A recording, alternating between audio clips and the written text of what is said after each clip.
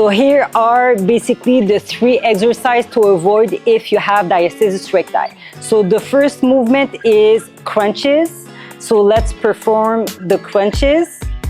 So as you can see, while doing the crunch, you put a lot of pressure on your lowest core, and that's basically to avoid, if you have diastasis recti, anything that bulges out your stomach, anything that's coning your stomach or putting pressure are to avoid.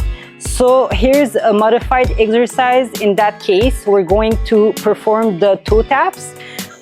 So basically, make sure you're not overarching over here. So you have to scoop your core through the floor just like this, making sure you can't even fit hands under her lower core. We're going to lift the legs in 90 degrees, just like this, and we're going to bring 1 foot at a time on the floor. So 1 leg at a time. And while doing this movement, while bringing the toes on the floor, you engage your lower core. That means you exhale, and while bringing up the foot again, you inhale. So that's the first modification of the crunch.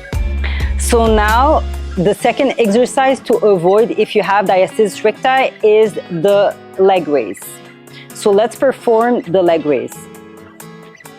So as you can see, a lot of pressure on the lower stomach, and that creates coning at the same time if you have diastasis recti. So that's to avoid. So the modified exercise to perform is 1 leg raise. So you make sure you're in this position.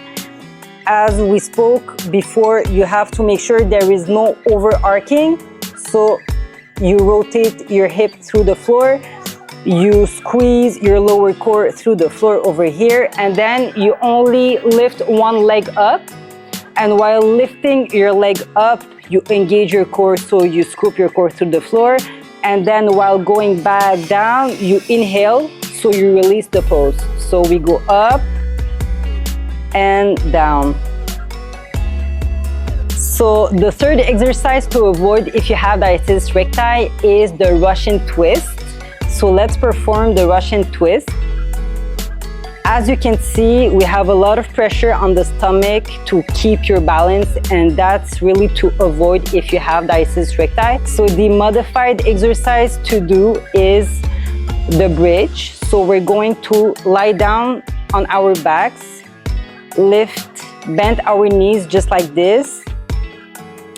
And then we're going to perform the same thing as before, no overarching over here. And we scoop our lower core through the floor, and we're going to raise our hips in the air. So bring it up just like this. And while doing this movement, we inhale, and while going back down, we exhale. So we squeeze our lower core through the floor. So we can repeat a last time. So we inhale, we release the pose completely, and while going back down, we scoop through the floor. As you can see, there is no bulging, no pressure on the stomach, and that's basically the third exercise to perform if you have diastasis recti. It's here to heal.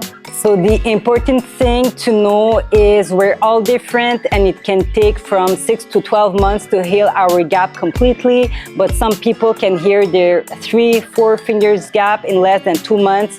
So we're all different. Our genetics is not the same. So be patient, be consistent, and do the work.